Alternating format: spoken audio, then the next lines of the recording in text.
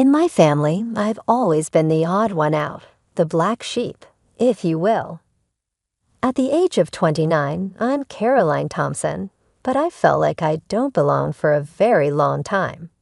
I was the eldest child of physicians Margaret and Robert Thompson when I was growing up. Yes, my parents were powerful, but I never truly benefited from any of that. Instead, my younger twin brothers, Jack and Oliver, received all the advantages. It seemed as though I vanished from my parents' sight the moment the two appeared. It was little at first, you know. They might receive a new toy or a larger piece of cake, but as we grew older, it became much more blatant and evident. I remember when I turned 10. I'd been dropping hints for ages about this art set I saw in a shop window. Nothing crazy, just a basic kit with some decent paints and brushes. When my birthday rolled around, I was so pumped to open my one present. And what do I find? A freaking maths workbook. When I hit my teenage years, the favoritism got even more in your face. Family trips were all about what the boys wanted. If Jack felt like skiing, boom, we're off to the slopes. If Oliver was into surfing that year, hello, beach vacation. My ideas always got shot down or ignored. College applications, man, that's a touchy subject. When I was 17, I fell in love with art restoration. I'd hang out at the local museum for hours, bugging the staff with questions about how they fixed up old art. When I brought up studying art restoration in college, you'd think I'd said I wanted to join the circus or something. Art restoration? Mom laughed. Caroline, get real, that's not a proper job. Yeah, Caroline, Jack butted in with this smug look. Why don't you do something useful, like become a doctor? I'll never forget how proud my parents looked when Jack said that. It was a look I'd never seen them give me. Even though they didn't have my back, I was determined to make it happen.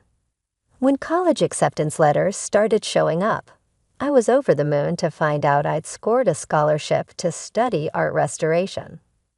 I remember running into the kitchen, waving the letter around like a crazy person. Mom, Dad, I got a scholarship. Mom barely looked up from her medical journal. That's nice, honey. Did you hear the boys got perfect scores on their SATs? The day I left for college was so different from when the twins would leave 2 years later. I packed up my second-hand laptop and thrift store clothes, getting ready to take the bus to my not-so-fancy state school. My parents were too caught up in their work to even give me a ride to the bus station. But there was one person who actually saw me for who I was, my Grandma Elizabeth. She showed up that day, and right before I was about to leave, she pulled me aside. Caroline, sweetie, she said, pushing a small envelope into my hand. I'm so proud of you. Don't ever forget that. Inside the envelope was a check, not enough to change my whole life, but enough to make things a bit easier. But more than the money, it was the fact that she actually noticed me that meant everything. So college was kind of a mixed bag for me. On one hand, I was finally free from always being compared to Jack and Oliver. I could really dive into my studies without feeling like I was in some weird competition for attention. But on the other hand, money was tight, like really tight. I was barely getting by on my scholarship and working part-time jobs. I'd hear about all the fancy stuff my brothers were up to through family calls and social media, fancy frat parties, spring break trips to crazy places, internships at big-shot hospitals, all paid for by our parents, of course. Time went by, and I threw myself into my studies like crazy. Art restoration became more than just what I wanted to do for a job. It was my escape, my happy place. There was something really satisfying about bringing beauty back to old forgotten pieces, about showing the hidden potential under layers of neglect and damage. In my last year, I scored an internship at this small but respected museum. It wasn't fancy work, Mostly cleaning and organizing stuff, but it was a win. I was over the moon when I called home to share the news. My mother's response was exactly what I expected, lukewarm at best. "Oh, that's nice, dear," she said, sounding distracted. "Did you hear about Jack's research paper? It's being published in a major medical journal." I held back a sigh. "That's great, Mom. Listen, I was thinking of coming home for a weekend soon. Maybe we could." "Oh, I'm not sure that's a good idea," she cut me off quickly. "Your father and I are going to be really busy. We're helping the boys with their research papers. You understand, right?" As I hung up the phone, I felt that familiar mix of anger and hurt building up in my chest. But this time, there was something else too. A little spark of defiance, of determination. I looked around my tiny dorm room at the art books piled up on my desk, at the half-finished restoration project taking up most of my floor. This was my world now, one I had built for myself despite everything. "Screw them," I muttered to the empty room. "I don't need their approval." But even as I said it, a part of me knew it wasn't true. As much as I tried to deny it, a small part of me still wanted my parents to recognize me, still hoped that one day they'd see me for who I really was. So graduation day came and went without much fuss from my family. My big moment was marked by a quick dinner at some chain restaurant. "So Caroline, what's next?" Dad asked, barely looking up from his menu. I sat up straight, trying to sound confident. "I actually got a job offer at one of the museums in New York." Dad frowned. "I don't know, Caroline. New York is expensive. How much does this job pay?" I felt my face get hot as I mumbled the not-so-impressive starting salary. The disappointment on their faces was super obvious. The rest of the dinner was a blur of thinly veiled criticism and comparisons to Jack and Oliver's academic awesomeness. As we were leaving the restaurant, Grandma Elizabeth pulled me aside. "Don't let them dim your light, my dear," she whispered, pressing a small envelope into my hand. "Go to New York, chase your dreams." Inside the envelope was a check, enough to cover my first month's rent in the city. I hugged her tight, trying not to cry. The next few years were crazy. I threw myself into my work, slowly but surely making a name for myself in the world of art restoration. It was during this time that I met Noah. Noah was a struggling graphic designer with a nice smile and this infectious passion for his work. We clicked right away over our shared love of art and our experiences as underdogs in our fields. After dating for a while, I decided it was time for Noah to meet my family. From the second we sat down, it was clear my parents had other ideas. They bombarded Noah with questions, each one more pointed than the last. "So Noah," Dad started, trying to sound casual but failing, "what exactly are your long-term career prospects?" Noah shifted in his seat, looking uncomfortable. "Well, I'm building my client base. It takes time, but I'm making progress." Mom jumped in. "And your current income, is it enough to support a family?" I felt my face get hot. "Mom, that's not." "It's okay, Caroline," Noah said, squeezing my hand under the table. "I'm not where I want to be money-wise yet, Dr. Thompson, but I'm working hard to get there." The interrogation kept going throughout dinner. With each question, I could see Noah's confidence taking a hit and my own anger rising. As we were leaving, Mom pulled me aside. "Caroline, honey, I know you think you care for this boy, but you need to be realistic. You've already chosen a challenging career path. Don't make it worse by attaching yourself to someone with no real future." "Mom," I hissed, shocked at how blunt she was being. Dad joined in. "Your mother's right, Caroline. You need to think about your future. This Noah seems nice enough, but is he really good enough for you? You could do so much better."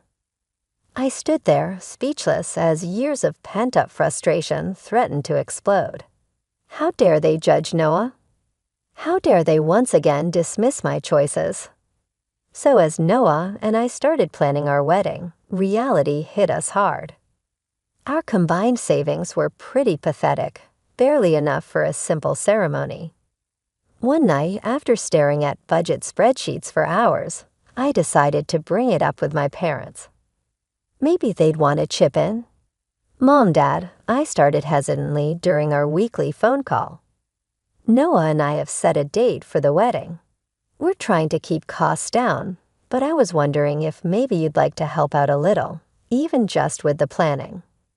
The silence on the other end of the line was so long and awkward. Finally, Mom spoke, her voice cold as ice. "Caroline, you're an adult now. If you've chosen to marry this person, then you need to handle the consequences yourself." I hung up, feeling like crap, but not really surprised. Once again, Grandma Elizabeth swooped in to save the day. When I told her about the situation, she didn't hesitate to help. "My dear," she said, her voice warm over the phone, "I may not be able to give you the wedding of your dreams, but I want to help make your day special."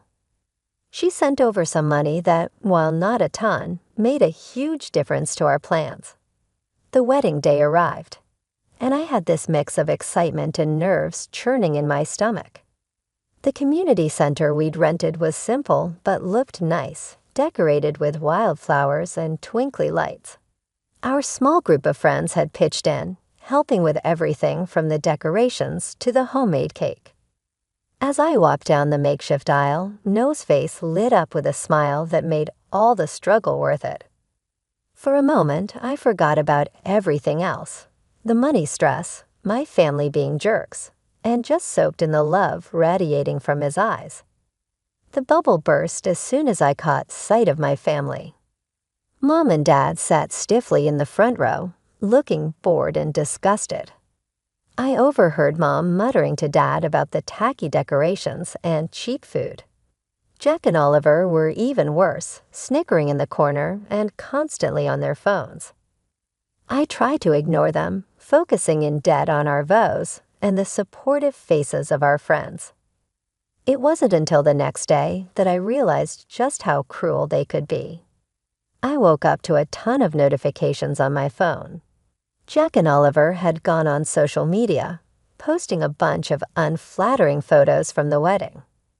"Congrats to our big sis on her special day." Read one caption under a blurry photo of Noah and me cutting our homemade cake. "Nothing says true love like a dollar store wedding." Another post showed a picture of the buffet table next to a photo of a fancy meal from some high-end restaurant. Caroline's wedding versus our average Tuesday lunch. Guess which one's which? The comment section was a war zone. Some relatives were shocked at the brothers' behavior. "This is completely unacceptable. You should be ashamed of yourselves," wrote Aunt Sarah. But others seemed to think it was funny. "Savage but true, that wedding looked like a homeless convention," commented our cousin Tim. I felt sick reading through the comments, but what really broke my heart was seeing my parents' responses. Instead of telling their sons off, they were actually encouraging them. Mom had commented, "Boys will be boys. It's just a bit of harmless fun." I didn't call them and demand an apology. I just decided to forget about them for a while. So 6 months after our wedding, it was time for the annual Thompson family reunion. Even though I was worried about it, Noah thought I should go, hoping it might be a chance to clear the air. Man, were we wrong. The tension was so thick you could cut it with a knife. I managed to keep it together for the first hour, making polite conversation and avoiding my immediate family as much as I could. But then I overheard Jack bragging about his latest fancy vacation, paid for by our parents, of course. Something inside me just snapped. "Must be nice," I said loud enough for everyone to hear, "to have Mommy and Daddy bankroll your entire life." The room went dead quiet. Jack stared at me, his mouth hanging open. What's that supposed to mean? You know exactly what it means. I shot back, years of pent-up frustration finally boiling over. You and Oliver have been handed everything on a silver platter, while I've had to fight for every scrap of recognition or support. Mom stepped forward, her face red with anger now. Caroline, you're being ridiculous. We've always treated you children equally. I let out a bitter laugh. Equally? Are you kidding me? Let's talk about equal, shall we? I started counting off on my fingers. Private school tuition for the boys, public school for me, brand new cars for their 16th birthdays, nothing for mine. And let's not forget the crowning achievement. $300,000 for their Ivy League medical educations, while I had to scrape by on scholarships and loans. The room was so quiet you could hear a pin drop, all eyes on our family's dirty laundry being aired so publicly. Mom's voice was ice cold when she spoke. If you're so obsessed with money, Caroline, perhaps you should have married someone rich instead of your poor husband. Her words hit me like a punch to the gut. Noah, who had been silently supporting me, stiffened beside me.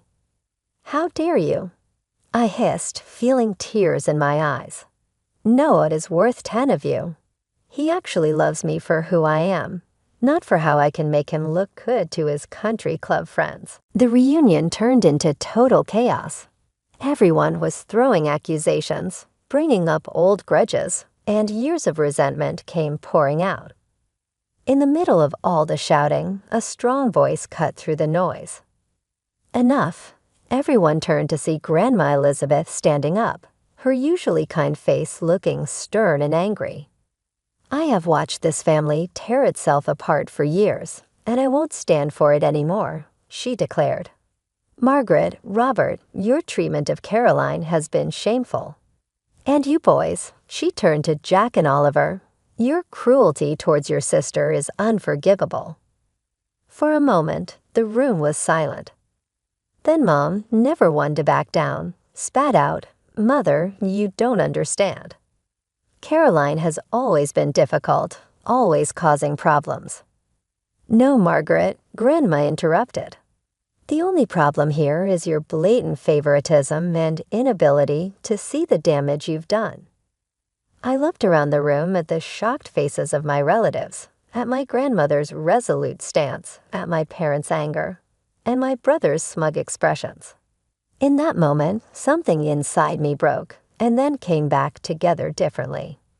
I'm done, I said, my voice quiet but firm. I'm done trying to win your approval, done trying to be part of this toxic family. Noah and I are leaving, and don't bother trying to contact us. The months that followed were tough. Noah was my rock through it all. He held me when the sadness hit, celebrated the small victories, and never once made me feel guilty for the family drama I'd brought into our lives. So life has this weird way of throwing you for a loop when you least expect it. It all kicked off with a phone call. Noah had been working his butt off for weeks, putting everything he had into a pitch for this big-time client. When he answered the phone that sunny Tuesday morning, I could tell from the look on his face that something major had gone down. We got it, he said, his voice barely above a whisper. Caroline, we got the contract. The next few months were crazy. Noah's little design firm blew up overnight, the fancy client opening doors we never thought we'd see. Suddenly, we weren't just scraping by. We were rolling in it. But with our new success came this unexpected complication. My phone started blowing up with notifications. Friend requests from family members I'd long since blocked, messages from distant relatives suddenly wanting to catch up. And then the call I'd been dreading. Caroline, sweetheart, my mother's voice, sickly sweet, came through the line. We've heard the wonderful news about Noah's business. We always knew you two would make it. They kept coming. My father got on the line, talking about how proud they were, how they'd always believed in us. I listened in stunned silence, getting angrier with each lie. "We'd love to see you," Mom chirped. "Maybe we could all have dinner, celebrate your success as a family." That snapped me out of it. "As a family," I repeated, my voice hard. "We haven't been a family for a long time, and that's not going to change just because our bank account has." I stuck to my guns.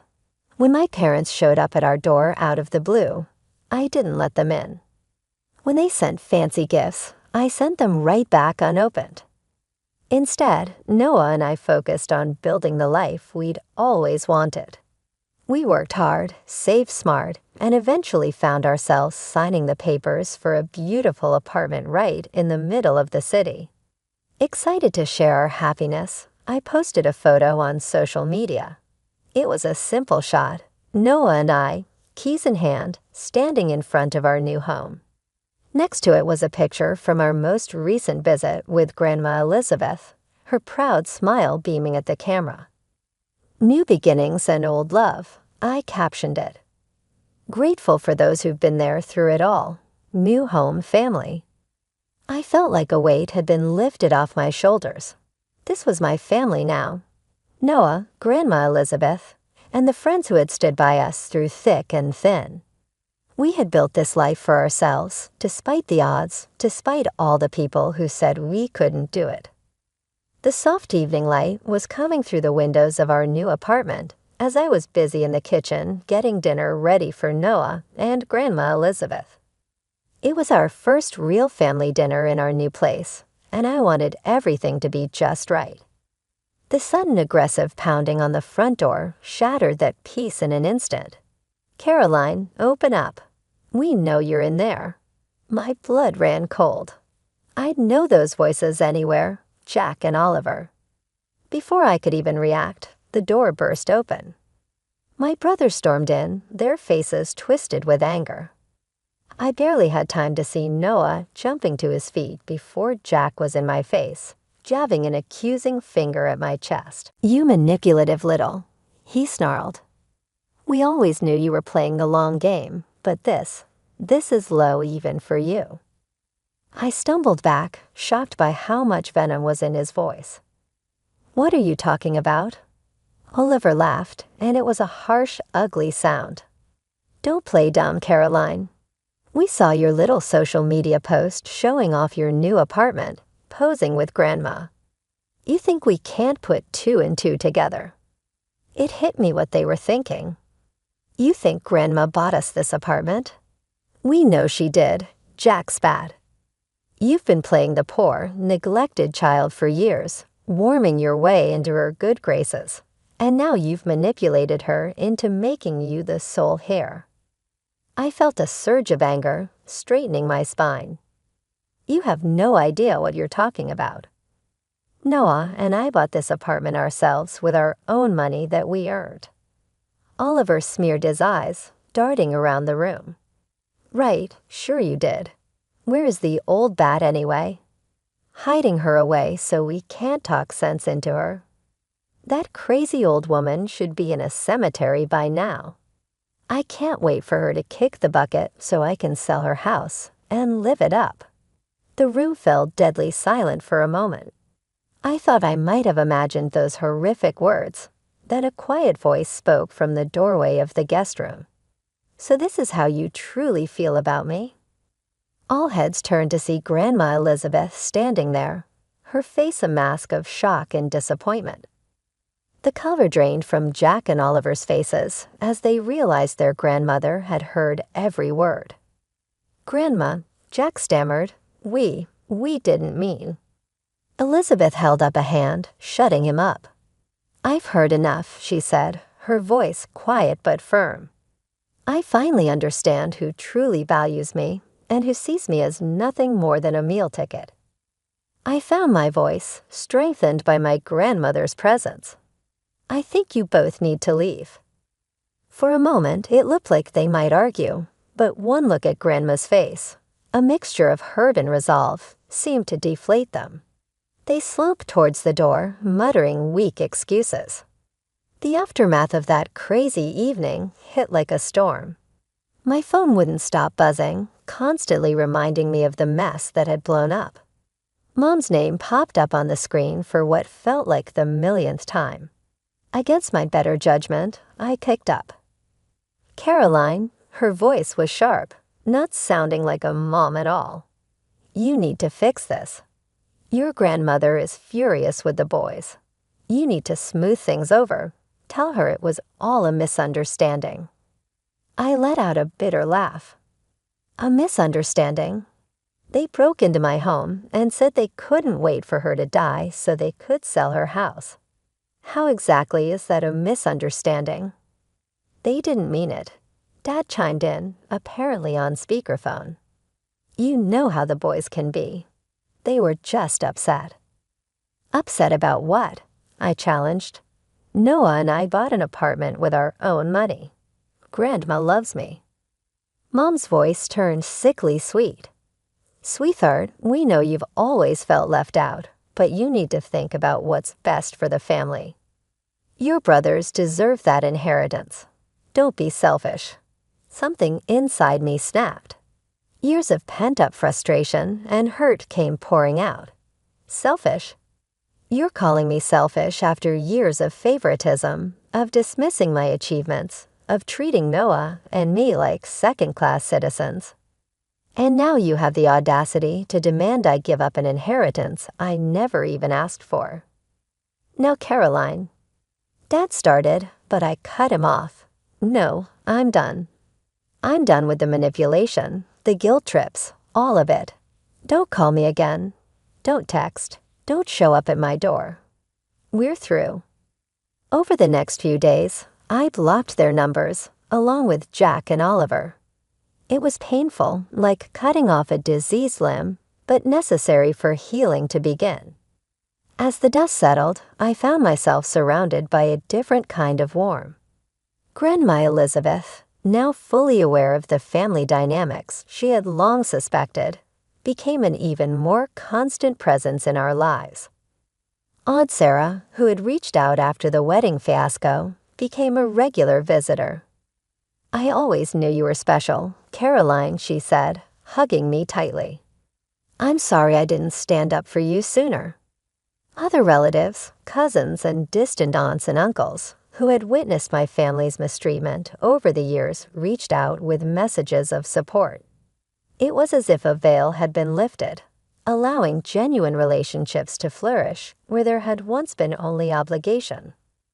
Noah's family, bless them, wrapped me in a blanket of unconditional love. His parents, who had watched from the sidelines as my own family tore me down, went out of their way to make me feel cherished. Noah and I threw ourselves into making our new apartment a home.